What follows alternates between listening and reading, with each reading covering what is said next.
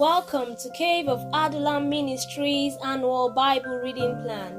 Join us daily as we dive into the Word of God. What are you waiting for? Let's begin. Genesis chapter 36, the New King James Version. The family of Esau. Now this is the genealogy of Esau, who is Edom. Esau took his wives from the daughters of Canaan: Adah, the son of Elon the Hittite; Aholibamah, the daughter of Anna, the daughter of Zibeon the Hivite; and Basemath, Ishmael's daughter, sister of Nebajoth. Now Adah bore Eliphaz to Esau, and Basemath bore Reuel, and Aholibamah bore Jeush, Jalam, and Korah. These were the sons of Esau who were born to him in the land of Canaan. Then Esau took his wives, his sons, his daughters, and all the persons of his household, his cattle, and all his animals, and all his goods which he had gained in the land of Canaan, and went to a country away from the presence of his brother Jacob. For their possessions were too great for them to dwell together, and the land where they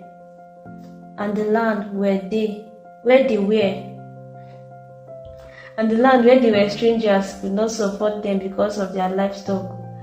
So Esau dwelt in Mount Seir. Esau is Edom. And this is the genealogy of Esau, the father of the Edomites, in Mount Seir. These were the names of Esau's sons: Eliphaz, the son of Adah, the wife of Esau, and Reuel, the son of Basemath, the wife of Esau. And the sons of Eliphaz were Teman, Omar, Zepho, Gatam, and Kenaz. Now Timnah was the concubine of Eliphaz, Esau's son, and she bore Amalek and Eliphaz. These were the sons of Adah, Esau's wife. These were the sons of Reuel: Nahat, Zerah, Shammah, and Mizah. These were the sons of Basemath, Esau's wife. These were the sons of Aholibamah, Esau's wife, the daughter of Anna, the daughter of Zibeon. And she bore to Esau Jeush, Jalam, and Korah. The chiefs of Edom. These were the chiefs of the sons of Esau. The sons of Eliphaz, the firstborn son of Esau, were Chief Teman, Chief Omar, Chief Zepho, Chief Kenaz, Chief Korah, Chief Gatam, and Chief Amalek. These were the chiefs of Eliphaz in the land of Edom. They were the sons of Adah. Then these were the sons of Reuel, Esau's son: Chief Nahat, Chief Zerah, Chief Shammah, and Chief Mizah. These were the chiefs of Reuel in the land of Edom. These were the sons of Basemath, Esau's wife. And these were the sons of Aholibamah, Esau's wife: Chief Jeush, Chief Jalam, and Chief Korah. These were the chiefs who descended from Aholibamah, Esau's wife, the daughter of Anna. These were the sons of Esau, who is Edom, and these were their chiefs. The sons of Seir. These were the sons of Seir the Horites who inhabited the land: Lotan, Shobal, Zibeon, Anna, Dishon, Ezer, and Dishan. These were the chiefs of the Horites, the sons of Seir in the land of Edom. And the sons of Lotan were Hori and Heman. Lotan's sister was Timnah. These were the sons of Shobal: Alvan, Manahath, Ebal, Shepho, and Onam. These were the sons of Zibeon, both Ajah and Anna. This was the Anna who found the water in the wilderness as he pastured the donkeys of his father Zibeon. These were the children of Anna, Dishon, and Aholibamah, the daughter of Anna. These were the sons of Dishon: Hemdan, Ishban, Itran, and Cheran. These were the sons of Ezer: Bilhan, Zavan, and Achan. And these were the sons of Dishan: Uz and Aran. These were the chiefs of the Horites: Chief Lotan, Chief Shobal, Chief Zibeon, Chief Anna, Chief Dishon, Chief Ezer, and chief Dishon. These were the chiefs of the Horites according to their chiefs in the land of Seir. The kings of Edom. Now these were the kings who reigned in the land of Edom before any king reigned over the children of Israel.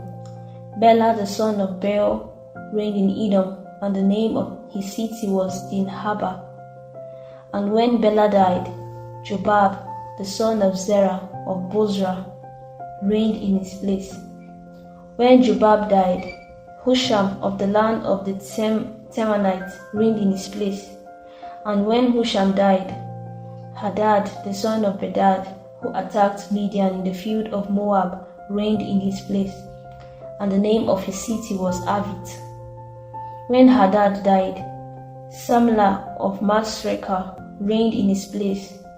And when Samlah died, Saul of Rehoboth by the river reigned in his place. When Saul died, Baal-Hanan the son of Akbor reigned in his place.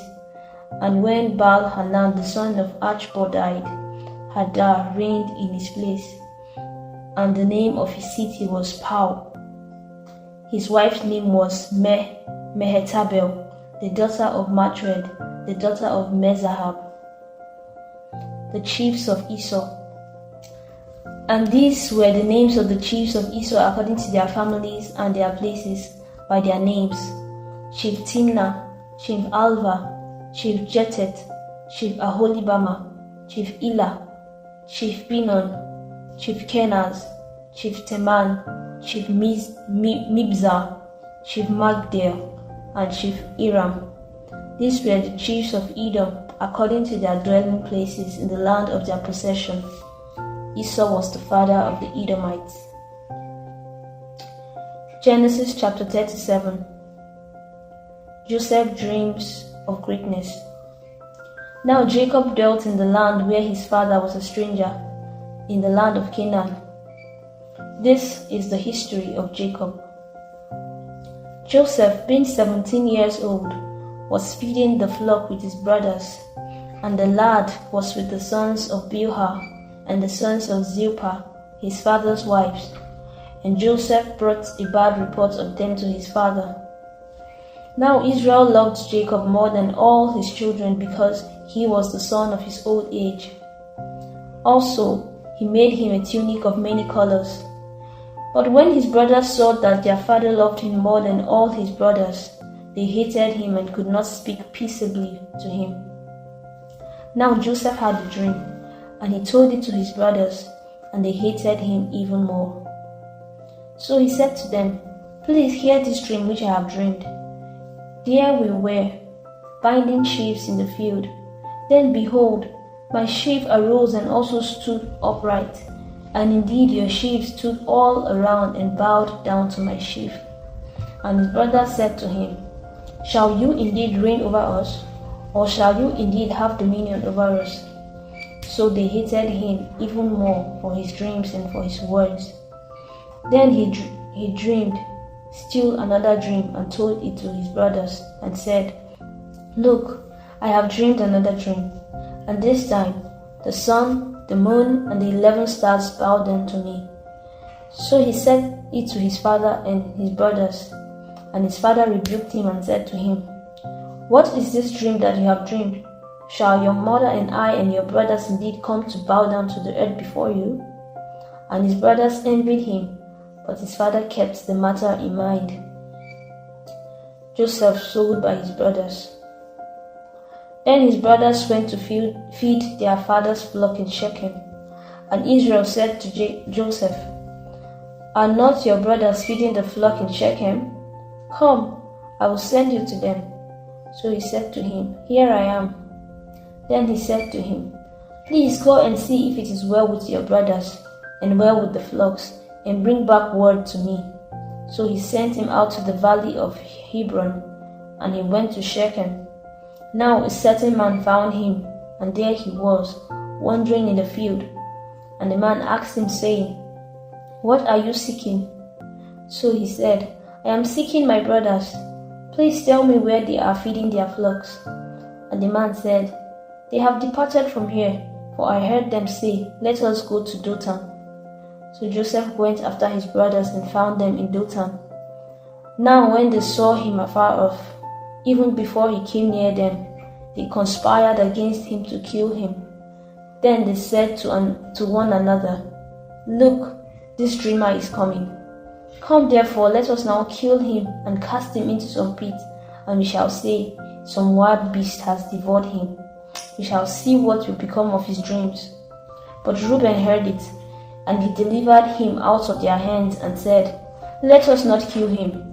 And Reuben said to them, "Shed no blood, but cast him into this pit which is in the wilderness, and do not lay a hand on him, that he might deliver him out of their hands and bring him back to his father." So it came to pass, when Joseph had come to his brothers, that they stripped Joseph of his tunic, the tunic of many colors that was on him. Then they took him and cast him into a pit, and the pit was empty, there was no water in it. And they sat down to eat a meal. Then they lifted their eyes and looked, and there was a company of Ishmaelites coming from Gilead with their camels, bearing spices, balm, and myrrh, on their way to carry them down to Egypt. So Judah said to his brothers, "What profit is there if we kill our brother and conceal his blood? Come and let us sell him to the Ishmaelites, and let not our hand be upon him, for he is our brother and our flesh." And his brothers listened. Then Midianite traders passed by. So the brothers pulled Joseph up and lifted him out of the pit and sold him to the Ishmaelites for 20 shekels of silver, and they took Joseph to Egypt. Then Reuben returned to the pit, and indeed Joseph was not in the pit, and he tore his clothes. And he returned to his brothers and said, "The lad is no more, and I, where shall I go?" So they took Joseph's tunic, killed a kid of goats, and dipped the tunic in the blood. Then they sent the tunic of many colors, and they brought it to their father and said, "We have found this. Do you know whether it is your son's tunic or not?" And he recognized it and said, "It is my son's tunic. A wild beast has devoured him." Without doubt, Joseph is torn into pieces. Then Jacob tore his clothes, put sackcloth on his waist, and mourned for his son many days. And all his sons and all his daughters arose to comfort him, but he refused to be comforted, and he said, "For I shall go down into the grave to my son in mourning." Thus his father wept for him. Now the Midianites had sold him in Egypt to Potiphar, an officer of Pharaoh and captain of the guard. Genesis chapter 38. Judah and Tamar. It came to pass at that time that Judah departed from his brothers and visited a certain Adullamite, whose name was Hira. And Judah saw there a daughter of a certain Canaanite, whose name was Shua, and he married her and went into her. So she conceived and bore a son, and he called his name She conceived again and bore a son, and she called his name Onan. And she conceived yet again and bore a son, and called his name Shelah. He was at Chezib when she bore him. Then Judah took a wife from his firstborn, and her name was Tamar. But Judah's firstborn, was wicked in the sight of the Lord, and the Lord killed him. And Judah said to Onan, "Go into your brother's wife and marry her, and raise up an heir to your brother." But Onan knew that the heir would not be his. And it came to pass when he went into his brother's wife, that he emitted on the ground, lest he should give an heir to his brother. And the thing which he did displeased the Lord, therefore he killed him also. Then Judah said to Tamar his daughter-in-law, "Remain a widow in your father's house till my son Shelah is grown up." For he said, lest he also die like his brothers. And Tamar went and dwelt in her father's house. Now in the process of time the daughter of Shua, Judah's wife, died, and Judah was comforted, and went up to his sheep shearers at Timnah, he and his friend Hira the Adullamite. And it was told Tamar, saying, "Look, Your father-in-law is going up to Timnah to shear his sheep. So she took off her widow's garment, covered herself with a veil, and wrapped herself, and sat in an open place which was on the way to Timnah. For she saw that Shelah was grown, and she was not given to him as a wife. When Judah saw her, he thought she was a harlot, because she had covered her face. Then he turned to her by the way and said, "Please let me come in to you," for he did not know that she was his daughter-in-law. So she said, "What will you give me that you may come in to me?" And he said, "I will send a young goat from the flock." So she said, "Will you give me a pledge till you send it?" Then he said, "What pledge shall I give you?" So she said, "Your signet and cord, and your staff that is in your hand." Then he gave them to her, and went in to her, and she conceived by him. So she arose and went away, and laid aside her veil, and put on the garment of her widowhood. And Judah sent the young goat by the hand of his friend the Adullamite to receive his pledge from the woman's hand, but he did not find her. Then he asked the men of the place, saying, "Where is the harlot who was openly by the roadside?" And they said, "There was no harlot in this place." So he returned to Judah and said, "I cannot find her." Also the men of that place said there was no harlot in this place. Then Judah said, "Let her take them for herself, lest we be shamed. For I sent this young goat, and you have not found her." And it came to pass about 3 months after that Judah was told, saying, "Tamar your daughter-in-law has played the harlot. Furthermore, she is with child by harlotry." So Judah said, "Bring her out and let her be burned." When she was brought out, she sent to her father-in-law, saying, By the man to whom this belong, I am with child." And she said, "Please determine whose these are, the signet and cord and staff." And Judah acknowledged them and said, "She has been more righteous than I am, because I did not give her to Shelah my son, and he never knew her again." Now it came to pass at the time for giving birth that, behold, twins were in her womb. And so it was, when she was giving birth, that the one put out his hand, and the midwife took a scarlet thread and bound it on his hand, saying, "This one came out first." Then it happened, as he drew back his hand, that his brother came out unexpectedly. And she said, "How did you break through? This breach be upon you." Therefore his name was called Perez. Afterward his brother came out, who had the scarlet thread on his hand, and his name was called Zerah. Matthew chapter 10 and verse 1 to 20. The New King James Version. The 12 Apostles. And when he had called his 12 apostles to him, he gave them power over unclean spirits, to cast them out, and to heal all kinds of sickness and all kinds of disease. Now the names of the 12 apostles are these: first, Simon, who is called Peter, and Andrew his brother, James the son of Zebedee, and John his brother, Philip and Bartholomew, Matthew and Thomas and Matthew the tax collector, James the son of Alphaeus, and Lebbaeus, whose surname was Thaddeus, Simon the Canaanite, and Judas Iscariot, who also betrayed him. Sending out the 12. These 12 Jesus sent out, and commanded them, saying, "Do not go into the way of the Gentiles, and do not enter a city of the Samaritans, but go rather to the lost sheep of the house of Israel. And as you go, preach, saying, The kingdom of heaven is at hand. Heal the sick, cleanse the lepers, raise the dead, cast out demons. Freely you have received, freely give.